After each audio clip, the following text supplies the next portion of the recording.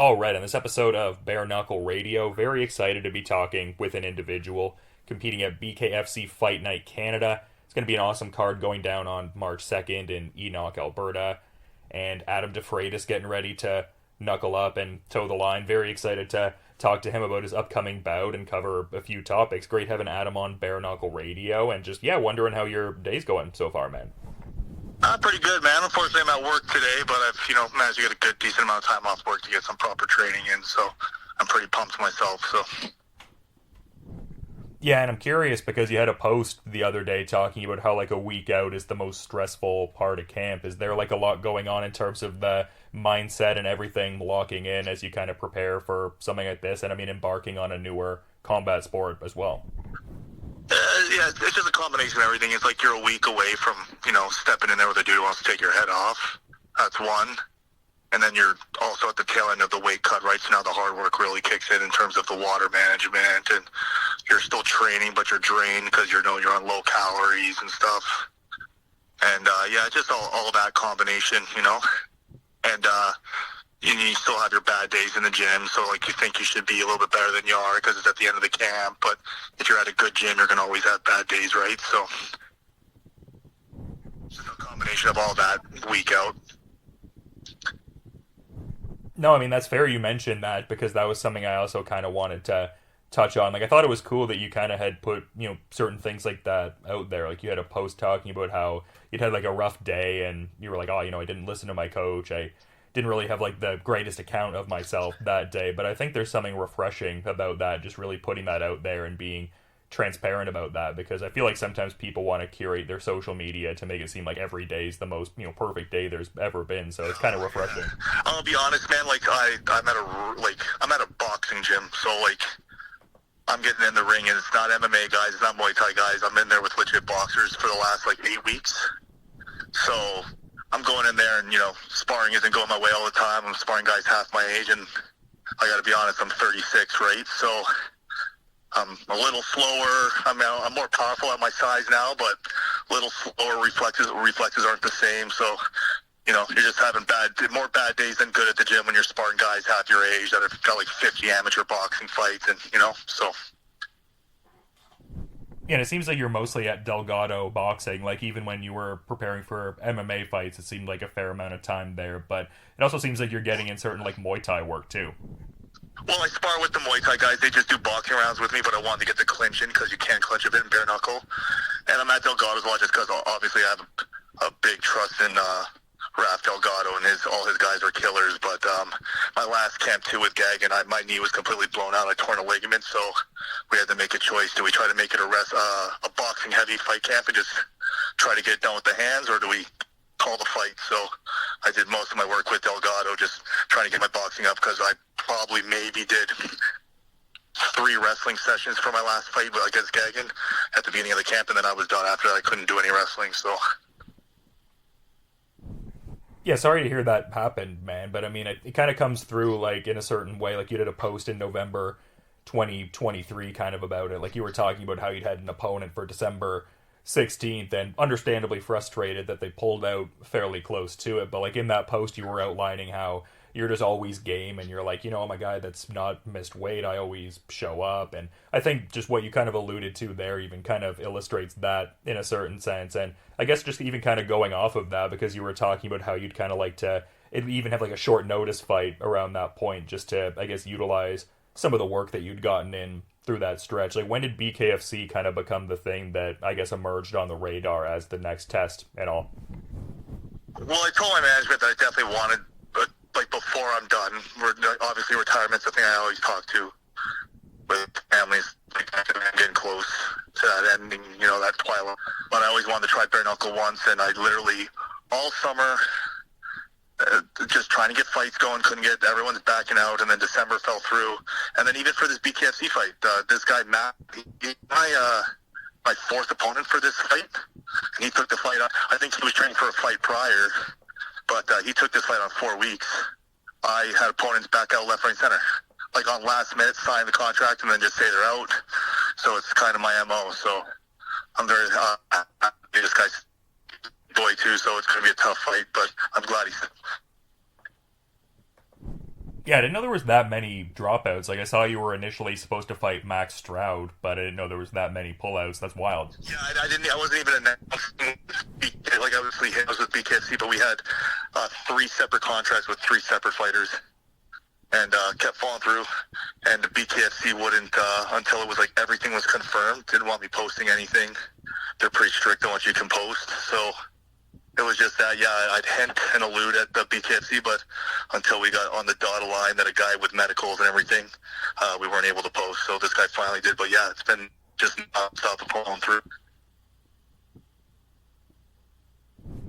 Yeah, I mean, there must be a certain level of like camaraderie almost in that kind of a situation, just with Matthew Socholotiuk taking on this fight and everything in the context of a few people dropping out. Like, as much as you're gonna be thrown down in bare knuckle, there has to be maybe even a certain level of like appreciation, like, oh, finally, like, this camp isn't going to waste and I get to do this cool thing.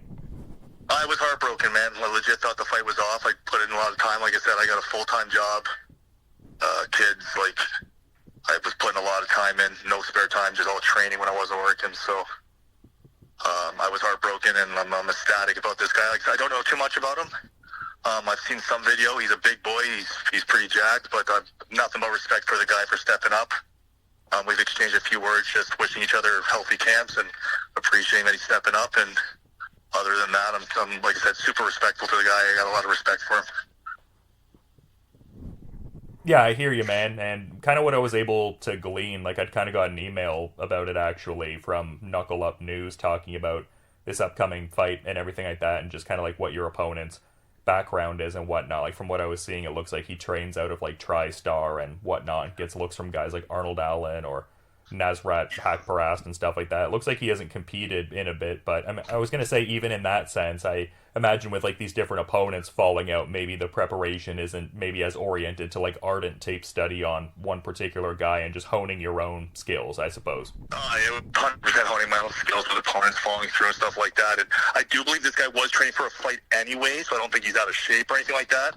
And he owns a boxing gym, so I think all he's doing now is boxing. So I'm definitely not taking him lightly. He's definitely got knockout power, so full respect. Like, I'm not treading lightly on this guy at all. As far as I'm concerned, he's a big, tough dude with extensive background, and he had a full camp in, and he's dangerous. So, and it's bare knuckle. So, yeah, no, for sure. And I guess I brought up the hiatus to almost more so illustrate the idea of like maybe the game planning isn't necessarily the move, because almost, I mean, you imagine he's like ardently working all through that stretch, but with the tape, it's kind of like not representative of even, I guess, the skills he could have shored up in the time between, if that makes sense. yeah, there's a game plan, but it's strictly to my skill set, not to his. So there's a game plan of what I want to accomplish with my skill set, but nothing big what he's going to do or what he brings to the table. Obviously, I'm looking at his physique, his height, his size, and his past fights, but he's been so long since he's had fights that I can't really go off that. But we're definitely tailoring my attributes against his, if that makes sense. Yeah, for sure. And I'm curious as to, I mean, you were talking about predominantly working with boxers and on the Muay Thai, but I also saw some bare knuckle bag work. I'm kind of curious if there's like any, I guess, unique aspects to your training camp you've added, with this being the first BKFC foray.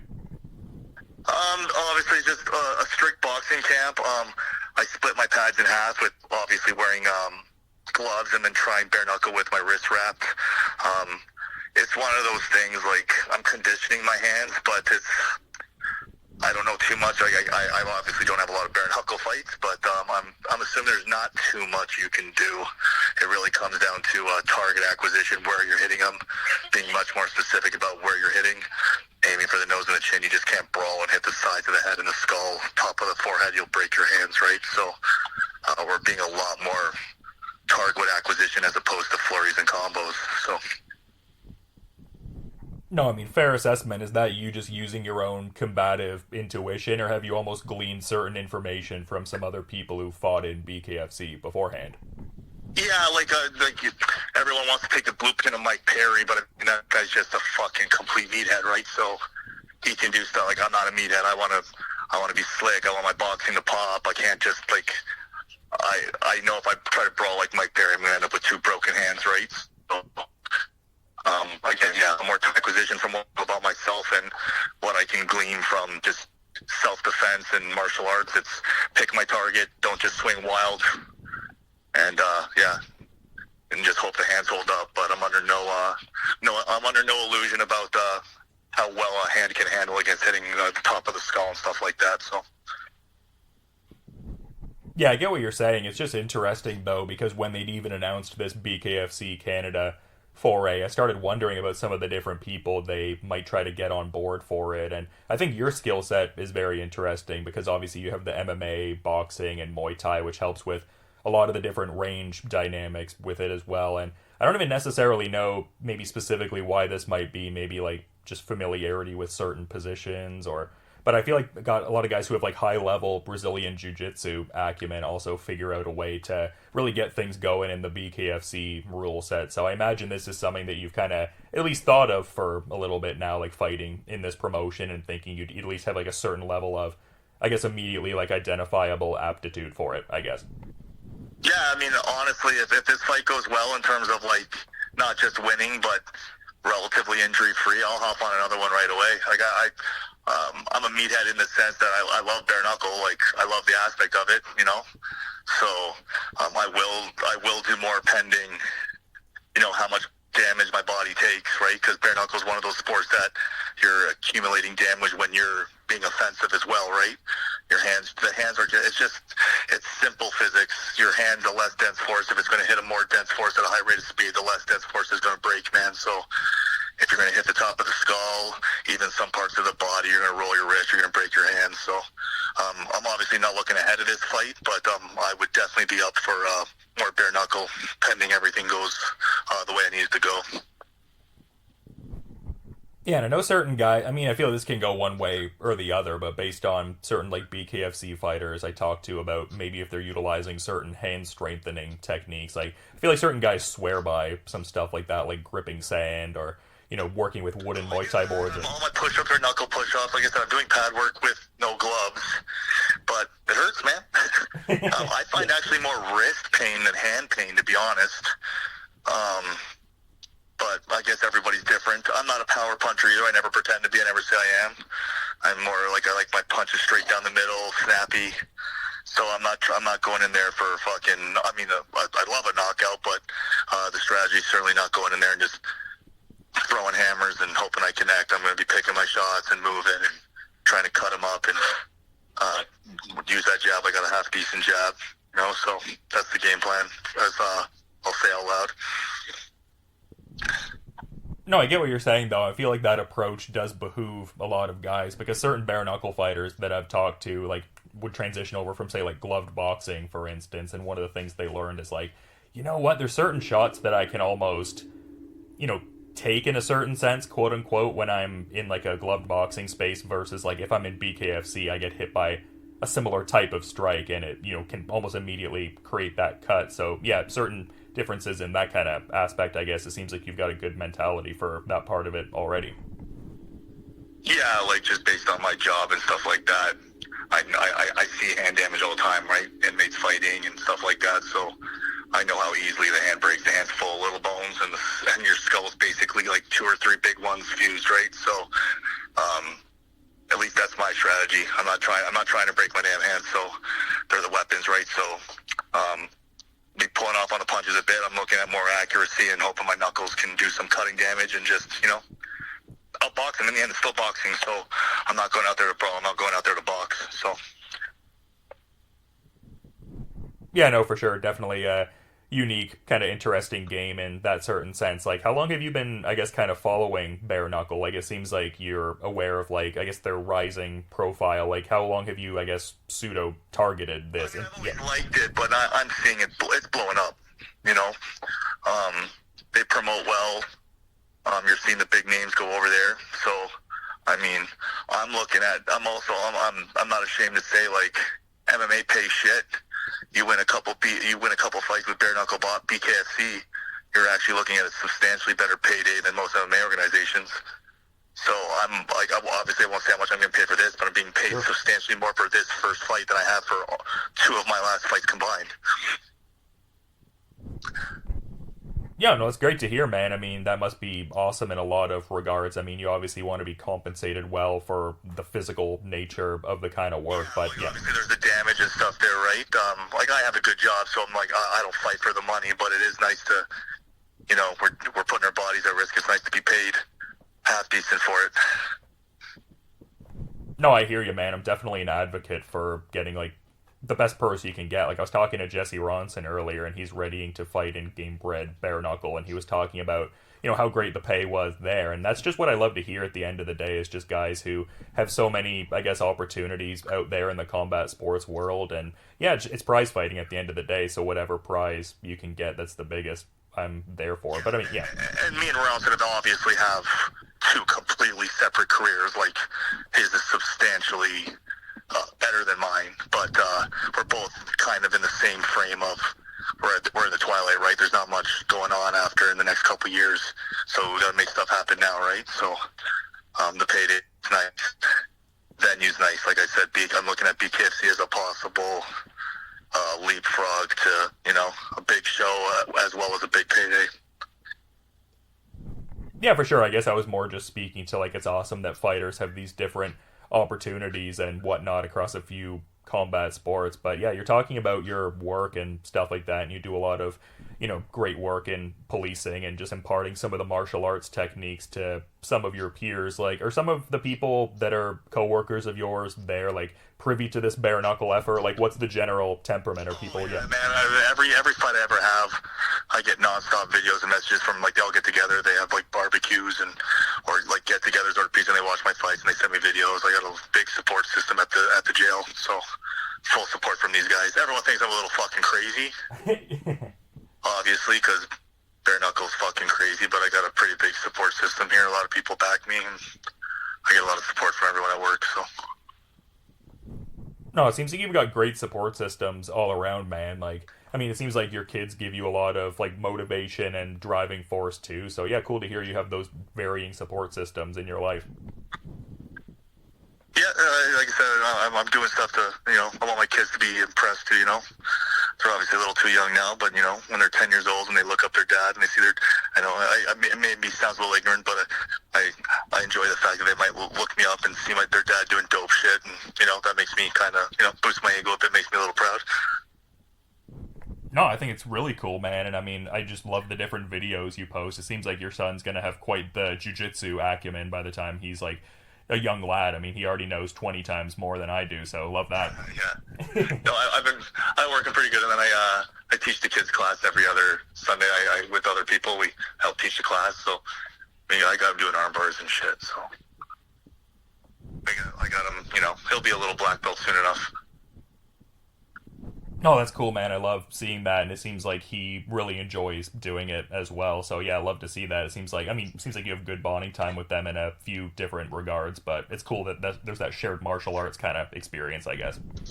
Yeah, no, he definitely loves it, and he likes when I wear the gi too, so I wear the gi, and, you know, he loves it. It is definitely a bonding time, so, but it's also, I want him knowing it just because I always tell everyone, Brazilian Jiu-Jitsu will save your life one day, so both my kids, whether they want to or not, are going to learn enough that, I feel comfortable with them protecting themselves. Yeah, hey man, I mean, we're living in a crazy world right now, so I mean, you got to have some base level of knowledge with that, I think. Absolutely.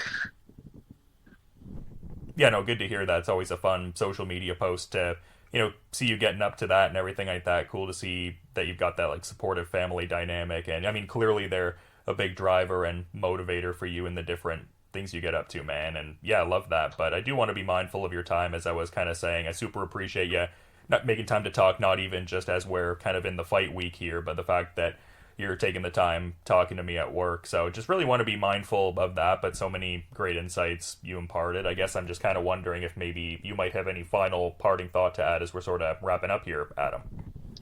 I just like being honest with people. I'm super pumped for this fight. I'm also scared fucking shitless. It's bare knuckle, but this one's a big one for me. I'm always honest with people. I'm 36 years old. Tim Kennedy said it once too. Like, this one, I'm going to go in there, and this fight does kind of decide if I'm moving forward with it anymore. If I win, I'm going to keep going. If I lose, but I lose and I still look good and I'm competitive, and it's just the luck of the draw or I get caught, I'll keep going. But if I go out there and I start feeling old and the body's not cooperating, I'm going to use this as my catalyst to, it might be time to say I'm old and can't do this anymore. So this fight's a big one for me, not just in terms of the promotion, but in terms of my fight career and just my whole life in terms of combat. So.